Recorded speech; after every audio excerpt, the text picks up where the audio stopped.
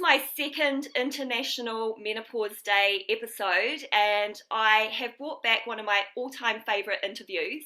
I did an interview with Dr Samantha Newman last year for International Women's Day, and we discussed the best way to approach your GP when you think you're in perimenopause, or maybe you don't even know, like, shit's hit the fan, you've got all this stuff happening, and someone might have mentioned the word menopause and you felt that it was probably a good thing to talk to your GP.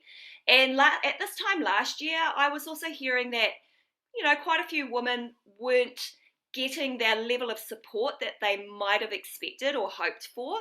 And when I approached Dr. Samantha to come on to the podcast and help us understand the best way that we can manage 15 minutes with our GP when we know that we probably are going through menopause, and you absolutely smashed it out of the park. I had so much incredible feedback, a lot of thank yous from women saying, okay, I downloaded the Hales score, for tracking my symptoms. I went to my GP armed and ready.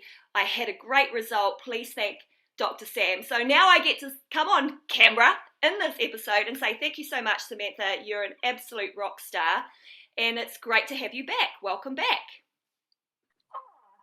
Thanks. I just always love chatting to you anyway, but I'm really touched. I'm glad people found it useful and it helped along a journey.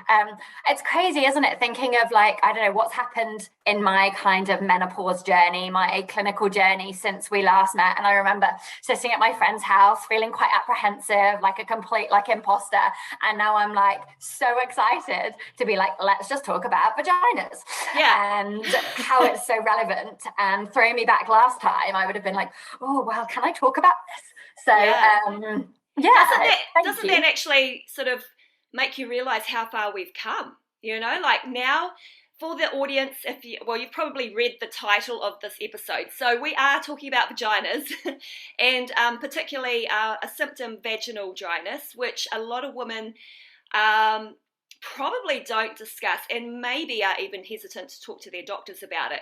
But I just want to do a little formal interview for people in case they haven't yet listened to the episode that we did last time. But Dr. Samantha Newman, she's a GP based in Havelock North and also a menopause specialist with her own clinic, female GP. So check her out, that's online. She has a Facebook group, she has a walking group, she's in the community, really at the grassroots helping women. You're also on the front page of newspapers. You're a lecturer at the university. You're a freaking rock star, and you're my friend, but you're my super fit friend, because the last time we caught up, when you came to visit me, we walked up the mount, you absolutely kicked my butt, and I'm a fitness person. What the heck? But personally, I want to thank you, Samantha, for being such a massive cheerleader for me and the work that I'm doing in this space. And you know that I've got your back 100%, everything that you are doing to help women. You were instrumental in having Utrogestin funded for Kiwi women in New Zealand starting from December. So yay, round of applause.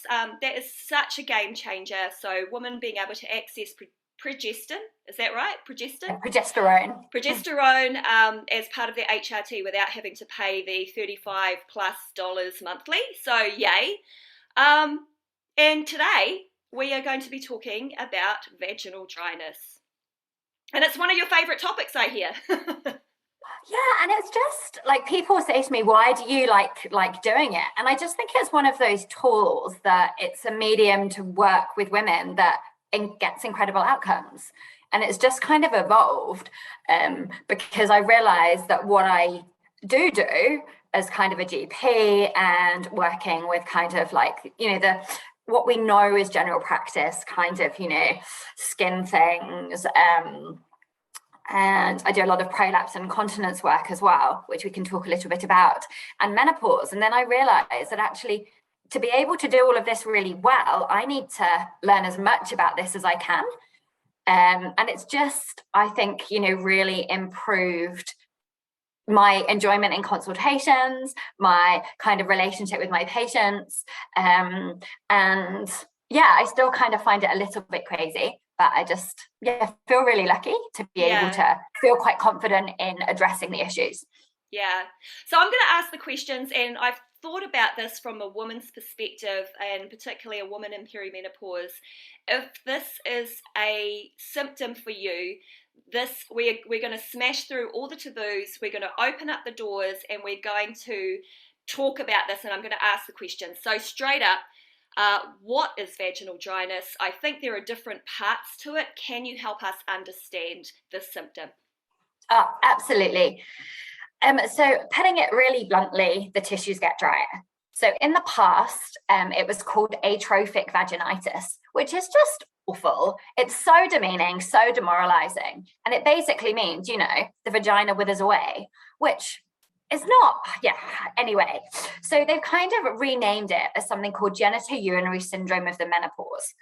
So it's better, but it's still like not everything from kind of coming to a definition, but it means that actually vaginal dryness is a kind of a bit of a colloquial, so a spoken, easy access term, but it actually means from a medical perspective, bladder, pelvic floor, and vaginal and vulval symptoms that relate to decreasing estrogen levels associated with kind of the menopausal change and not necessarily with aging. And I think it's really, I start talking about it, to be honest, actually, even after women have had babies when they're breastfeeding, because you can get some dryness then, and it's the same cause, the lower estrogen. But I start talking about it in women's 30s because 25% of premenopausal women, so in the perimenopause, that's 1 in 4 experience some symptoms. And common initial symptoms are often pain with intercourse and not getting lubricated enough, and that's not a reflection of how much you love the person or how turned on you are. There's actually a biological, a change in the body. So I think that's a really important thing to know, and I always ask that, obviously when appropriate and in a nice way and stuff, but I think it's a really important question. And then kind of thinking of the other organs, so bladder, so there's estrogen receptors in the bladder wall and in the urethra. So the bladder is where the urine is held in the body until the bladder's full enough and you need to go wheeze, and it goes out through the urethra. And if you can imagine that the structure of this is affected by hormone changes, then there's going to be a difference there. There's going to be symptoms differently, and that can be some urgency, so needing to rush to the toilet a little bit more, not being able to hold on as much, and leaking as well, and some irritation too, and even pain, bladder pain. And because we're talking about pain, one of the real game changers and what I've learned is that the bladder and the vulva and the vagina all have the same brain pathways. So what does that mean? Well, it means that actually some vulval issues, so the skin flaps on the outside, our external genitals, can cause symptoms, which is actually bladder. But also we may think we have bladder symptoms, but it's actually the vulva. So our brain kind of plays tricks on us. So for me, this whole thing as well, we've got to be really open-minded about actually where our symptoms are coming from. And then we've got the other structures, the other things in that area as well, the pelvic floor muscles, and they're affected by the hormonal change too, even the bowel, and the vaginal and vulval walls themselves. You've talked in your podcast before about what estrogen does. And so one of the things estrogen does is it helps skin and helps strengthen, helps retain water and the collagen. And if we think that these tissues in the genitourinary tract are really sensitive to estrogen, so dropping estrogen levels means that these tissues are going to get thinner. So they don't have that resilience. They don't have that strength. They can get damaged more easily. And that's when the kind of the dryness comes about. Then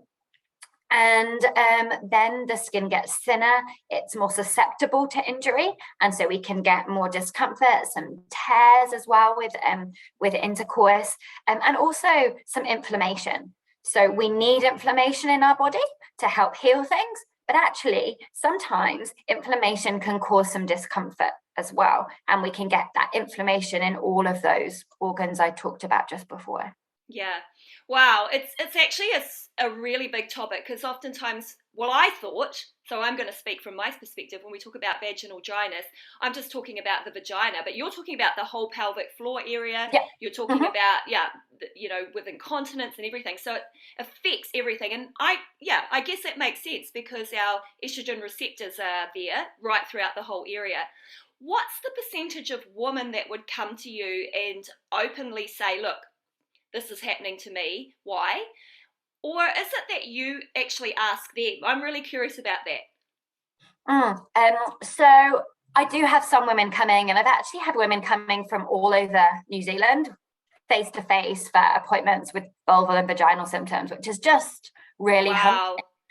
Probably not that many, but the fact that women are having to travel is just incredible, I think.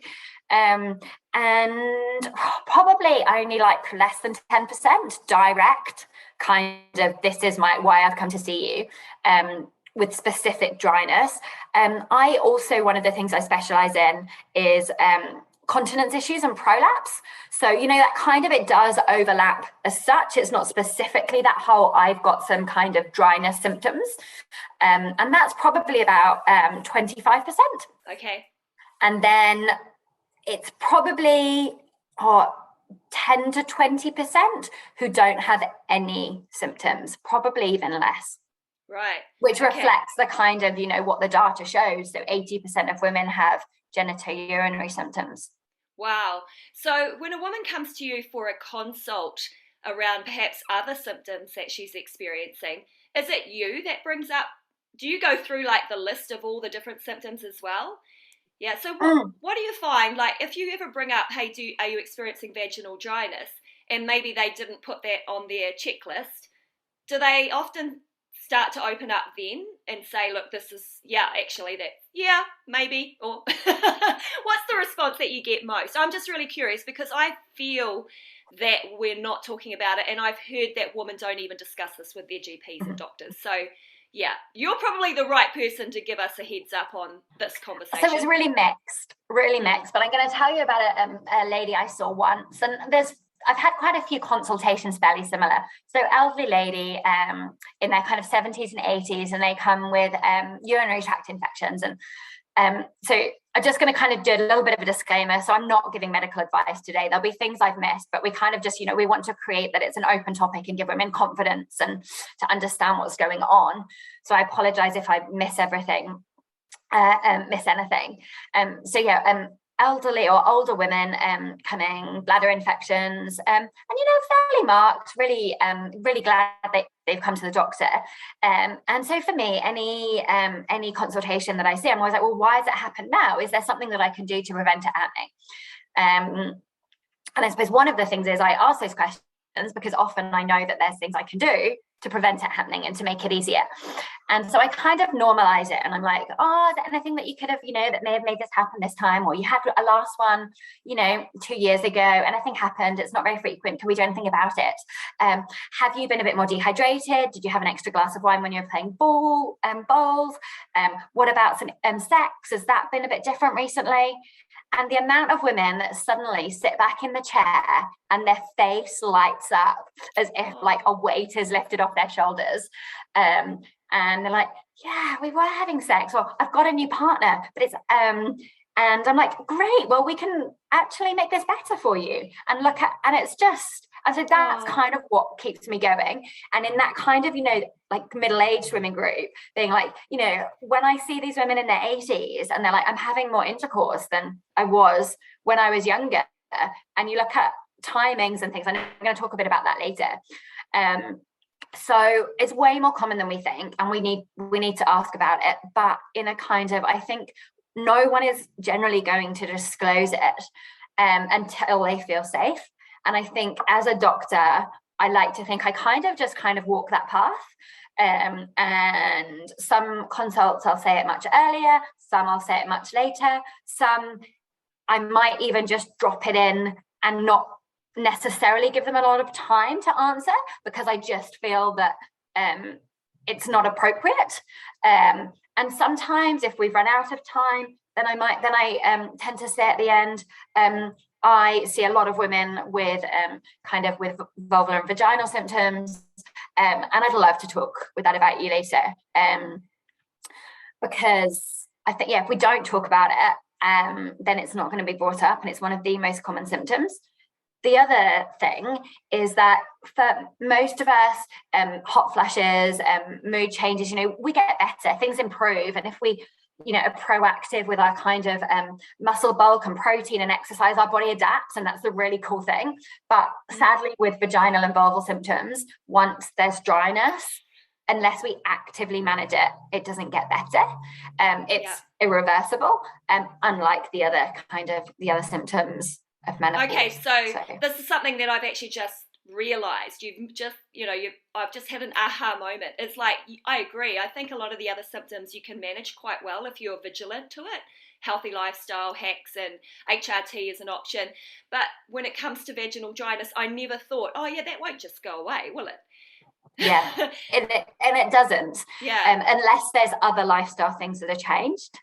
Yeah, okay. I'm just going to throw in something here. So I am a spin instructor. I am in my 50s and I'm teaching spin classes, but I'm looking out in front of me and I'm not seeing other women of my age in my classes. And I just started to realize they're not going to say to me, you know what, I'm not coming to your class anymore because it's actually really painful for me. Yep, definitely. I just had a bam moment, but also I'm going to disclose that I'm actually starting to experience some of the symptom now, and I think while it's, I don't want to experience the symptom, it's actually really good because it gives me a better understanding of what women are experiencing, what they're feeling. But now I actually know what to do. So, and I want to keep teaching my spin class. I don't want to get into a situation where it's too painful, I can't sit on the saddle, or I'm going to have to get class replacements, because the thing that I get out of it is the joy and the community and the fitness, right? But I've realized just now from this conversation that could be a massive reason why I'm not seeing other women of my age. And it's such a good workout as it being low impact, Yeah, no, I think you're completely right. And we've got loads in Hawke's Bay, we've got loads of bike trails. So in one of my previous practices, I was seeing a lot of women with vulval issues from cycling. And so looking and learning different kind of things to approach, and different tips and tricks like saddle positions, bike shorts, underwear or not underwear for some women as well, barrier protection creams, and then estrogen cream. And then for prolapse as well, that's an amazing thing. So prolapse is foot management wise with bikes, because like you said, it's a really low impact sport, movement exercise. And what with e-bikes now, it's just made it, even other than the financial barrier, made it way more physically and accessible. What was I saying again? Talking about prolapse. Oh yeah, prolapse. So if you've got, that's it. Prolapse is when some of the bladder, the vaginal walls drop down. And if you could imagine, if you're sitting on a seat, then it can be really quite uncomfortable. So using things like estrogen cream, which we'll talk about a bit later, aren't we? Or barrier approaches and skincare can actually make that prolapse, because it may not be a prolapse, it might just be things feel much better. Likewise, pessaries, kind of hitting it hard straight away now, but a pessary is almost like a sports bra for the vagina for some women. So it kind of can just lift everything up and support it, which can make cycling way more comfortable. So they're like some of my amazing consults when I've seen some older women that have come that, I can't bike anymore, I can't do this. And then we look at the skin options and things, and can get them biking again. Yeah. Oh, well, I mean, this was a complete left field question for you, right? Because I was just here sitting thinking about, my own personal situation, what's happening in my daily life, how this affects people that I may or may not see. So thanks for answering that, because I threw you in the deep end there. I want to also go into a little bit more of how the symptom affects women across the spectrum of health, physically, mentally, emotionally, and relationally. So we have discussed a lot on the physical. What about the sort of mental, emotional, and relational situation when it comes to vaginal dryness? I think it's kind of a bit twofold, actually, because I when we've got some physical symptoms, I've actually had women that have stopped work because they're so affected by their physical experience. And so the psychological impact of that, and also because it's quite taboo as well. So for me, one of my kind of agendas in the teaching and education I'm doing is actually I want everybody to start thinking of vaginal dryness from our 30s. Because when we can get that pain starting, it starts that kind of cascade ongoing and becomes harder to manage because there's such a huge psychological impact in it. And then there's the psychological impact of exactly say of the relationship, of embarrassment, of kind of failure, of the loss of femininity. Some women need that tactile touch with men, with our partners, female, male as well. And then the discomfort you can get from it. So if you, putting it really bluntly, and this is what I often do in consults, I'm like, well, if something's sore, you're not going to want to do it. Your muscles then are going to tense up like it does with back pain and say, go away. Like, you're not coming near me because it's actually really sore. And then everything gets a bit harder because our body's protecting us. So I think the psychological factors kind of come to play really, really quickly. And understanding that is really important. And even then, approaching medical consults, I hate smears. And I know a lot of other women do as well. And knowing even if you're uncomfortable, going to a doctor about it or a nurse to then get an assessment of something that's going to be painful, it's just a lot of the time in a too hard basket, particularly in like, we're busy, we've got all these other things to do. And actually, I'm really too tired to have sex and too hot right now. So I'll just park it. Yeah. It's ironic. I'm too hot and I don't want to have sex. Yeah. Sorry. That's how my brain goes. Okay, so this is my thinking now. So if you are in pain and you don't want to have sex because it's painful, is it your libido or is it the physical symptom first? It's a chicken or egg thing, isn't it? Like, yeah. And I know it's kind of all mixed in together because of the estrogen and progesterone dropping, and therefore your libido would drop. But and testosterone as well. Yeah, testosterone in there. So yeah, come on, hook me up. What's happening? Oh, everything. Everything's happening. Yeah. Everything's happening. And I think whenever I talk about sex, I'm always talking about the pain. What could the pain be? What's the history? Like, as in, what has happened from your previous life that could impact this? Birth, previous sexual experiences, previous unwanted sexual experiences, body image, movement, pain, joint things like hip injuries, back injuries, all of this, falling on your coccyx. Literally, all of this is related. And all of those things, if it's uncomfortable, I think lead to a decreased libido or can lead to a decreased libido. So it's where it's really important. Like, yeah, I'm a doctor. I can't manage all of this. I need that community. I need that village to be able to refer to. So I've got a really big network, and I'm just constantly, trying to make that network even bigger to support women. So pelvic physios are just like, everybody needs a pelvic physio because they're just amazing and really often help put all of these things together. And whereas I can often identify that tighter muscle response, I don't have the, that physical skills to be able to help relax. That's when I need to refer on and be like, go and work with my colleague and I can do X, Y, and Z, and they can do all of the ABC stuff, and we'll kind of tag team. And the same as the psychological things as well. Often we do need to kind of get back to, why do we feel worried about this? What can we actively do to help kind of take control again? One of my favorite sayings is thinking of sex as exercise. Have you heard that? Have you heard that before? Yeah, I have. And I probably wouldn't wear my heart rate tracker in that moment. I have told myself. One of my friends at uni actually did. She had to do a heart rate monitoring, and she submitted it to the cardiologist with the Oh, so she had to wear a heart rate monitor while she was having sex to prove out that... No, just for like 24, 48 hours, but she decided that she would definitely continue with her normal activities of daily living, which included regular intercourse. Oh, cool. So when she got that peak there and the cardiologist said, what was that? Yeah, I know. She's like, well, oh, by the way.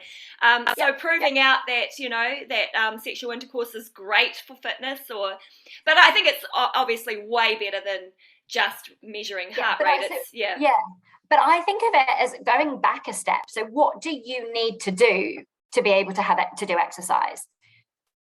And they're the concepts I think that almost need to be applied to sex. So actually, when something is sore, when you're tired, when you don't have the right equipment, be it clothing, footwear, underwear, you're not comfy in your body, and you've got that pain, you don't have the pain on. If you don't have the right lubricant, or your lubricant makes you sore, you're not going to want to do it. Whereas actually planning it and starting to get it into your routine, such as, the time where action leads to motivation, then exactly like exercise, and then really reflecting on, okay, how did you feel afterwards? Well, actually, I did it, and that was quite good. And I had to do some positive thinking along the way, but the outcomes were beneficial. So I kind of apply it like that. And often as well, midlife women, it's not like you've got small kids that you can kind of, have sex while they're asleep or napping, or, they're constrained in a cot. But when you've got teenagers, you can't banish them away while you have sex. And they're going to be like alert and just, walk into the door at any moment. So you've got that as well, and, when we've got that busy brain and the psychological changes, you're going to be thinking of, oh, my son might walk in at any moment. And that, the brain being the women's biggest sex organ, is going to be inhibited. So you're not going to get that sexual response. So I'm like, okay, so plan with your partner or by yourself. I'll get onto that in a second. Plan to have sex. Like, make a joke, be like, okay, right, this is not happening. I don't want to. I'm tired. Can we do it here? Or let's get the kids out of the house and actively do it. And I'm not going to want to because of all of this, but we really need to. And then there's the other things of putting in the boundaries. So I really love one of the concepts of getting into exercise is, just put on your shoes. So then you and then the next day walk to the end of the road. And then, over the week, you kind of end up doing stuff because you're already into it. So with sex, if it's sore, but you really don't want to, and then you've got this kind of fear in you that your partner might try and, do something that's uncomfortable, tell them, be like, you know what, I want to do this, but just don't go there. I'm going to lie naked in bed and we can build up to it. Like kind of work out what makes you feel comfortable. But I think bringing that analogy of how can you get into doing movement or exercise and applying the concepts to sex just makes sense in my brain. Yeah, hey Samantha, what you've said absolutely resonates with me because that's actually what I did. So during sort of my worst perimenopause symptoms, one of them was my libido dropped, and my husband and I would constantly talk about what's not happening before I knew to say, hey, this is actually a real thing. He was thinking, it's him, or I'm, so tired, I'm not looking after myself, and now I'm neglecting him. So we did go through that, but all of it was when I didn't know that I was in perimenopause. Once I knew, and I went, okay, this is a thing. I can actually go, that's what it is, but I don't want it to affect my relationship. So mentally, I went, right, it's going to happen on this day every week, at least this day every week, and I'm going to do all the things to build up to that makes me feel really good. It's going to be almost like a little bit of self-care so that I can be loving with my husband, and it absolutely worked. But mentally, I had to build up to it, like I had to have no laundry around. I had to have the whole house perfectly clean. I know a lot of women will relate to this. The kids need to be in bed. Nobody needs to be awake. There's a whole lot of stuff. And he jumped on board. He's like, what can I do that will get you to that place so that we can have this moment together? So I can absolutely vouch for that. However, I know that you're going to talk about sort of, other ways of self-pleasure. Are we going there? We can just, yeah, I like, so I'm an advocate for vibrators, because Cool. actually they can really help. And I went to the Australasian Menopause Conference a few weeks ago, and since then I've been talking about them even more, because the our psychosexual doctor was like, everybody should have a vibrator, and it should be women's mindfulness time that we do every day. And so I love saying that, because that's the complete other end of the spectrum, you know? So you've got this amazing, like, specialist saying this is what she thinks should be normal. And it's about what works for you. But, you know, that's what some people think. So, Yeah. and she was just talking about all of the huge benefits of it. And actually, you know, when you're busy, having that mindfulness, that meditative time, the self-care, and all the different kinds of vibrators. And I just, you know, we don't talk about that. But if she sees in her practice, and she's incredible, so much value in it, then I kind of feel that I should say it, and just, you know, Yeah. if it's one, just a different perspective. So, yeah, quite interesting, I think. Yeah, I've become definitely so much more open-minded, because I feel, and it's not from a kind of a curiosity. It's actually always comes from a physical, mental wellness perspective. So, if having sex and having orgasms is also going to release endorphins and make you Yeah. feel good and make you just give you a moment of lightness through a lot Mm. of the challenges, like that's actually how I think of it now. So I'm like, anything that helps you get there, go for it. All right, can we talk about lubrication? Yeah, I Because think we should. I do hear sort of things about certain types of lubricants and some not working, some not good for you. Like, I actually don't know what we should be Mm. using to support us during intimacy. Yeah, so I'm going to be quite.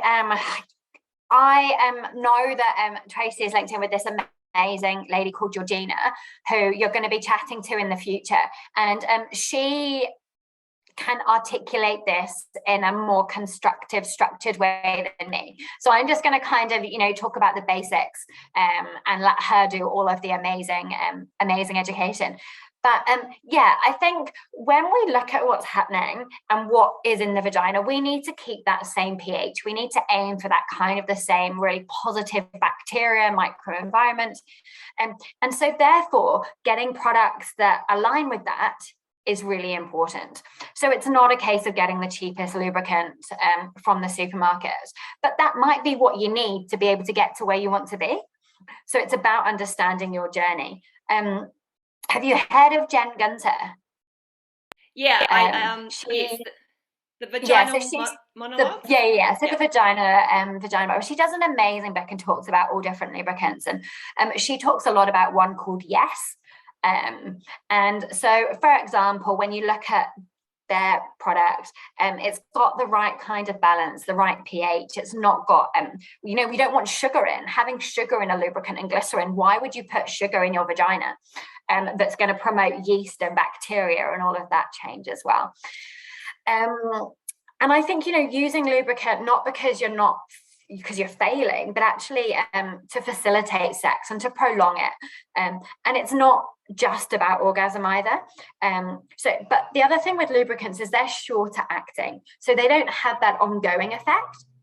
Whereas with moisturizers, they stay on the tissues longer to help kind of, replenish the moisture that's been lost through the dryness. So some of the moisturizers, one of the key ingredients is hyaluronic acid. Mm-hmm. So, and you can get that and over the counter. I tend to order it online, and there's a couple of different brands. We don't have a really wide range here in New Zealand. I know there's definitely more options kind of in the States and stuff available. And when I attended the International Society of Vulvas and Vaginas conference, I've done a couple of those, they really rated about how good hyaluronic acid is. And there's some papers and some data that shows for some women it's as good as estrogen cream. And so I think, we do, yes, estrogen cream, and we'll talk about that, the hormone which is the gold standard.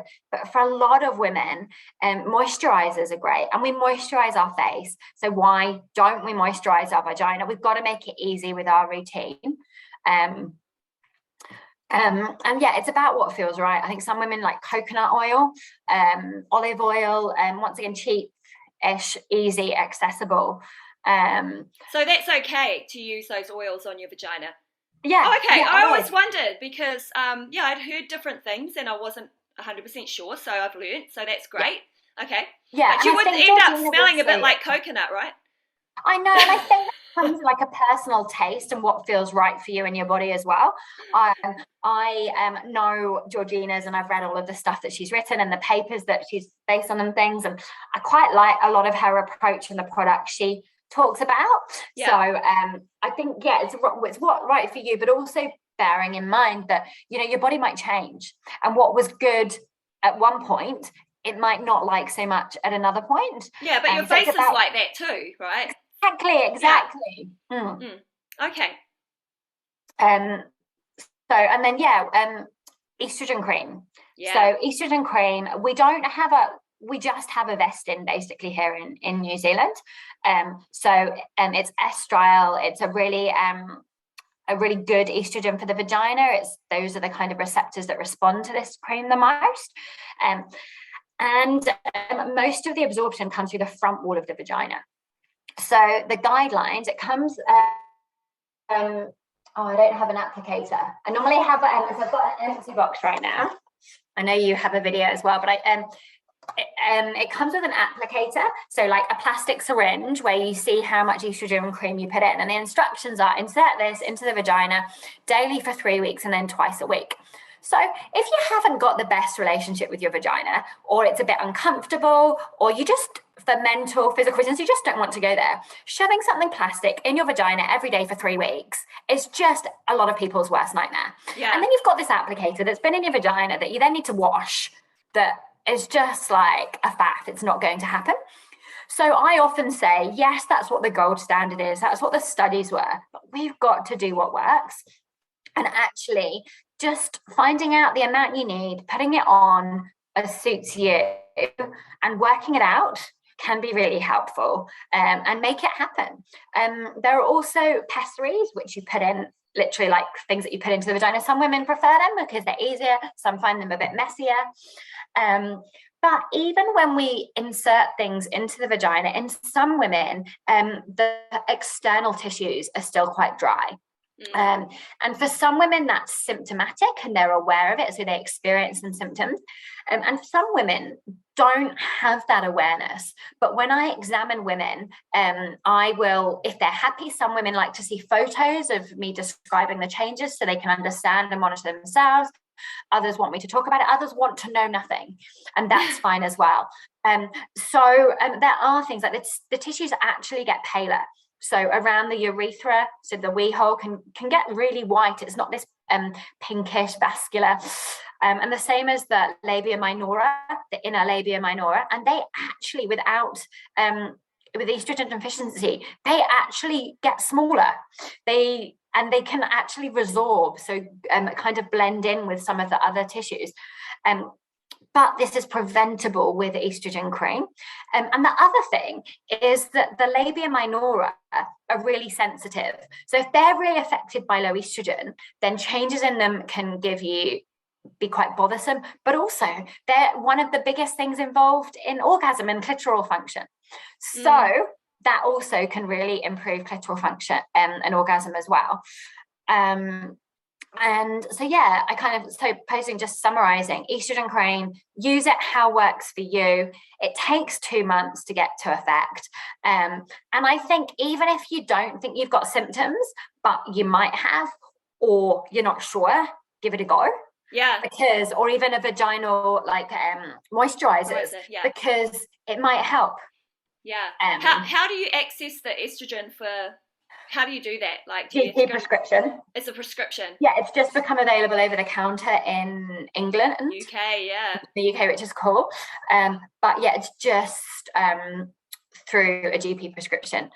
And I'm in my teaching that I'm doing of like healthcare professionals, particularly with smears, I'm asking my nurses to find out about that. And like I know smears aren't going to be done as much in the future for the change in screening, But one of the things I want to do is get kind of my support team, if this is in my general practice, be my dream also in my private, to call people and be like, actually, how was your previous experience?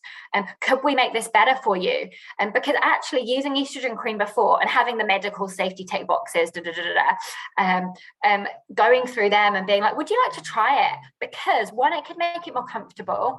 And also, we've talked about what low estrogen is, it's inflammation. So actually, if you're getting inflammation on a smear, you can get false positive results. So be told you've got an abnormal smear, and it's not. It's just because of low estrogen. There's way more than just actually what we think. Yeah. Oh, that's so amazing.